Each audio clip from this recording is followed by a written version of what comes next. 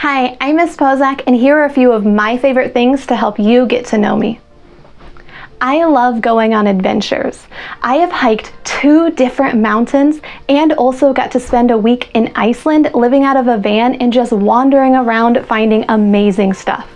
I also love going to new places, even if it's not necessarily an outside adventure. Speaking of outside, I love gardening.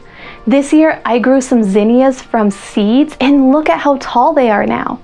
I'm also able to grow an herb garden and have a couple of vegetables like tomatoes and hot peppers. The bunnies ate the tomatoes, but they're not touching the hot peppers, and I'm really excited to get to make some food with that. I love coffee. I drink coffee literally every day, and one thing I love is coffee cups as well. They kind of represent places that you've been or people who love you. So anytime a kid gives me a coffee cup, I'm always really excited.